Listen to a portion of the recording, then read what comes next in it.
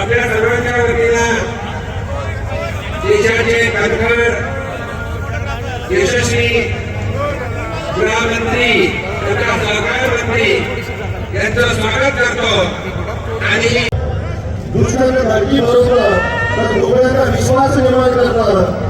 दृढ विश्वास आणि कर्तृत्वाचं दुसरं नाव म्हणजे या देशाचे गृहमंत्री अमित शहा यांचा सत्कार या ठिकाणी या शिवसेना जिल्ह्याचे अध्यक्ष श्री बोराळकर आणि त्यांचे सर्व पदाधिकारी या ठिकाणी त्यांचा सत्कार या ठिकाणी करत आहेत. श्री रामाची मंदिराची प्रतिकृती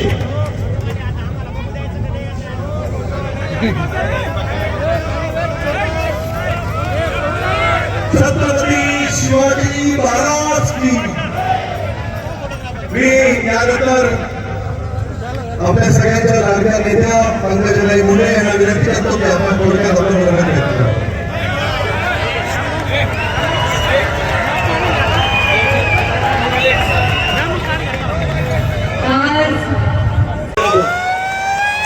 जय श्रीराम.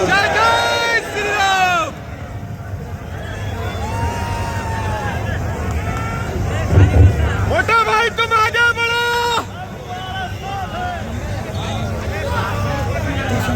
मेरे साथ बोलिए भारत माता की जय. क्यों भाई संभाजीनगर वालों की आवाज को क्या हो गया है? 400 पार का बहुमत लाना है या नहीं लाना है? जोर से बोलो, लाना है या नहीं लाना है? मोदी जी को तीसरी बार प्रधानमंत्री बनाना है या नहीं बनाना है? तो ऐसी आवाज नहीं चलेगी. संभाजीनगर से मजलिस को उखाड़ कर फेंकने का संकल्प कीजिए. दोनों हाथ उठाइए. मोके संकल्प की मुट्ठी नीचे और प्रचंड आवाज से बोलिए भारत माता की. जय जय जय जय जय शिवाजी. जय जय जय जय जय भवानी. जय जय जय जय जय भवानी. जय जय जय जय जय शिवाजी. मेरे साथ बोलिए धर्मवीर. आज मेरे साथ मंच पर उपस्थित श्रीमान देवेंद्र फडणवीस जी, हमारे प्रदेश अध्यक्ष श्रीमान बावनकुळे जी, श्री अतुल सावे जी, बहन विजयाताई राहतकर जी, श्री प्रतापराव चिखलीकर जी, श्री सुजय विखे पाटिल जी, श्री अजीत गोपछड़े जी. और आज संभाजीनगर में इतनी बड़ी संख्या में आए हुए प्यारे भाइयों बहनों माताओं और मेरे जिगर के टुकड़े जैसे युवा मित्रों, आप सभी को नमस्कार. मित्रों, आज मैं इस महाराष्ट्र की पावन भूमि पर कल रात से हूं. संभाजीनगर में कल रात से हूं. सबसे पहले मैं इस भूमि पर आकर जिन्होंने देश को स्वतंत्रता का मंत्र दिया, वो हिंदवी स्वराज के स्थापक छत्रपति शिवाजी महाराज को प्रणाम कर मेरी बात की शुरुआत करता हूं. मैं जब यहां आया हूं तब जिनका पूरा जीवन सालों तक इतिहास को बलिदान और स्वतंत्रता की भूख की याद दिलाता है, वो धर्मवीर संभाजी महाराज को भी प्रणाम कर मेरी बात की शुरुआत. यही भूमि है, यही मराठावाड़ की भूमि है जहां संत एकनाथ जी ने, संत ज्ञानेश्वर जी ने, जनार्दन स्वामी ने, सिखों के गुरु गोविंद सिंह जी ने भी यहाँ अध्यात्म और भक्ति का रास्ता प्रशस्त किया. ये भूमि को मैं प्रणाम करता हूँ. मित्रों, मराठावाड़ के मुक्ति संग्राम के लिए गोविंद भाई श्रॉफ और स्वामी रामतीर्थ, जिन्होंने निजाम के खिलाफ आवाज बुलंद की, ऐसे हुतात्माओं को भी मैं प्रणाम कर मेरी बात की शुरुआत करना चाहता हूं। काफी समय से आप बैठे हैं, हम लोगों को आते आते देर हो गई।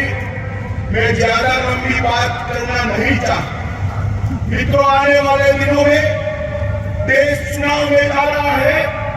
हमारा ये महान लोकतंत्र फिर एक बार 5 साल तक इस देश की सरकार किसके हाथ में होगी, ये तय करने वाला है।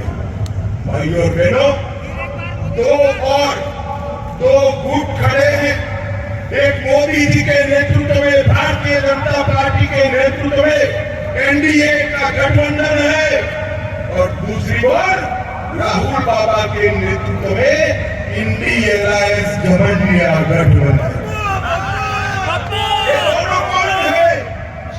एक और नरेंद्र मोदी जी है, जो देशभक्तों की टोली भारतीय जनता पार्टी के नेता है, और 10 वर्ष में भारत के अंदर आमूलचूल परिवर्तन लाने का प्रयास किया, और जिनका लक्ष्य है 2047 में भारत माता को विश्व गुरु के स्थान पर बिठाने का लक्ष्य। और दूसरी ओर ये परिवारवादी गठबंधन, इनका लक्ष्य क्या है? सोनिया जी का लक्ष्य है राहुल बाबा को प्रधानमंत्री बनाना, शरद पवार जी का लक्ष्य है इनकी बेटी को मुख्यमंत्री बनाना, उद्धव जी का लक्ष्य है बेटे को मुख्यमंत्री बनाना, ममता जी का लक्ष्य है भतीजे को मुख्यमंत्री बनाना, स्टालिन साहब का लक्ष्य है बेटे को मुख्यमंत्री बनाना। मुझे बताओ संभाजी नगर वालों, जो बेटे बेटी दामाद और भतीजों के लिए काम करते हैं, वो आपका भला कर सकते हैं क्या? जोर से बोले, कर सकते हैं क्या? भारत का भला कर सकते हैं क्या? भारत को सुरक्षित कर सकते हैं क्या? विकसित भारत बना सकते हैं क्या? इस सारा काम केवल और केवल नरेंद्र मोदी के नेतृत्व में भारतीय जनता पार्टी। 2 बार हम आए, 14 में आए, 19 में आए, आपके सामने हमने झोली फैलाया। दोनों बार 50% वोट लिया, और 41 से ज्यादा सीटें देने का काम महाराष्ट्र की जनता ने किया। मैं महाराष्ट्र की जनता का हृदय से बहुत बहुत धन्यवाद करना चाहता हूं। परंतु मित्रों, आज मैं संभाजी नगर आया हूं। संभाजी नगर ने एक कसर छोड़ दी।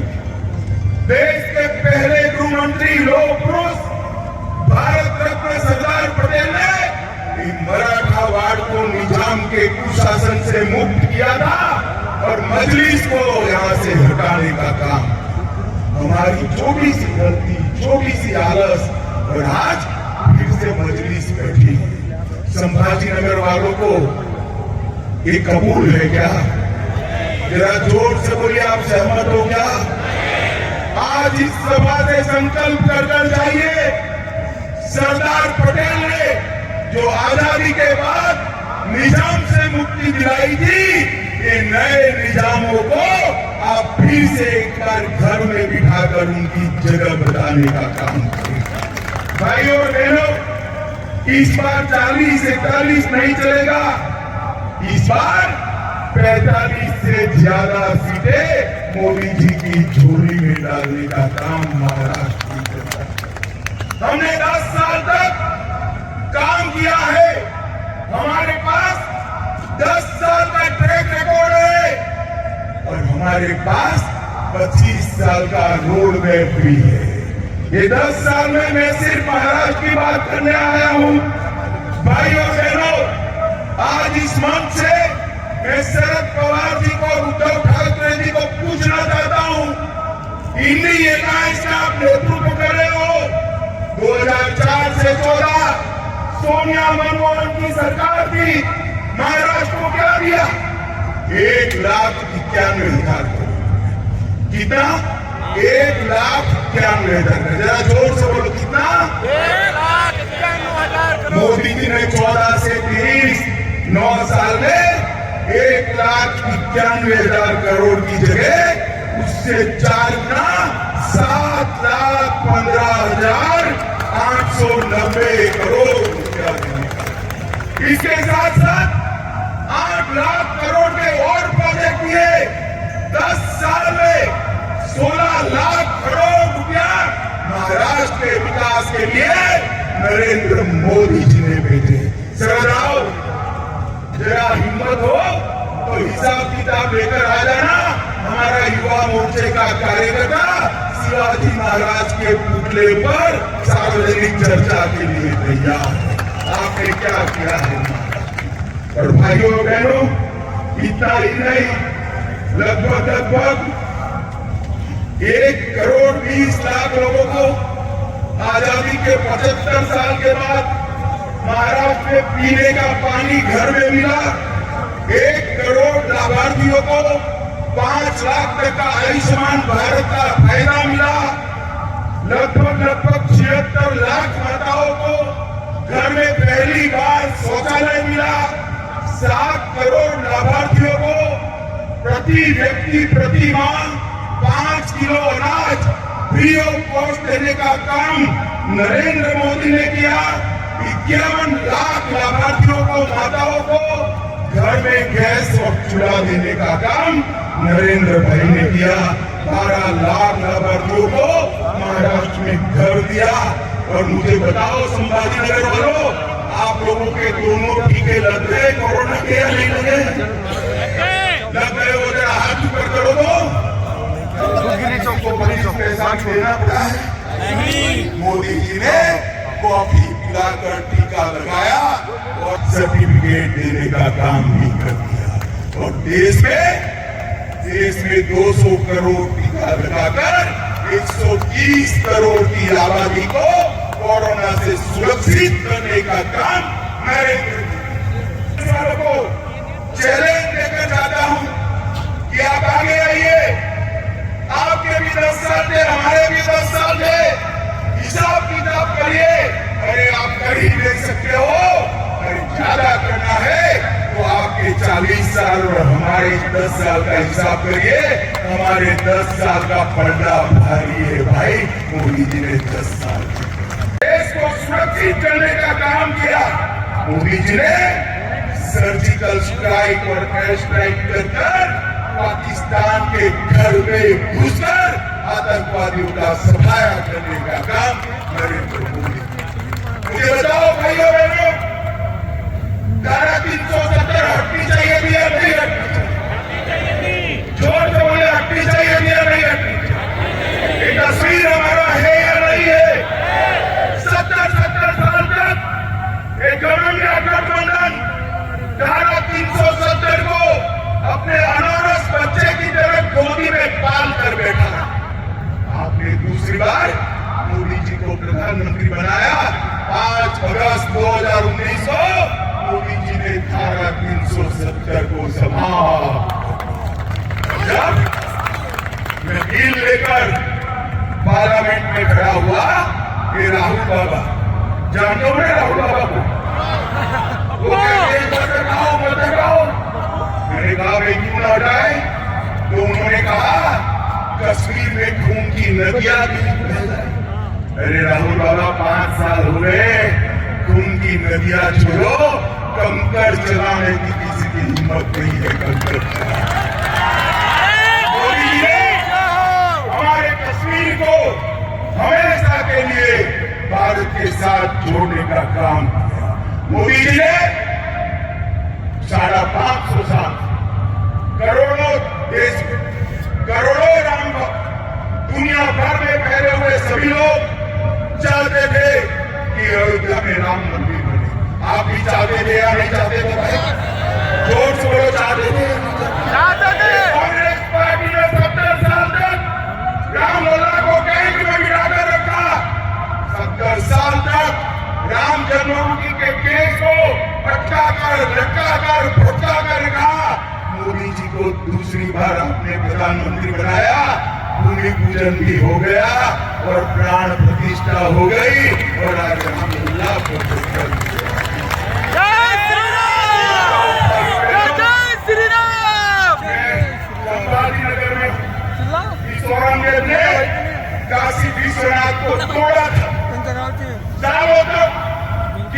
छूट नहीं दी।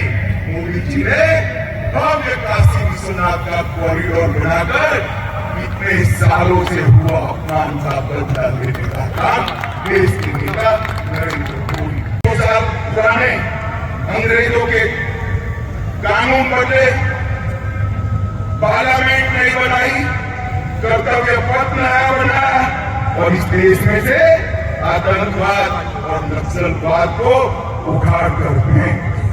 भाई और बहनों, मैं आज आपको पूछने आया, बाला साहब ठाकरे को सिर्फ आप नहीं, मैं नहीं, देश भर की जनता पलकों पर बिठाती है इनके सिद्धांतों के कारण पलकों पर।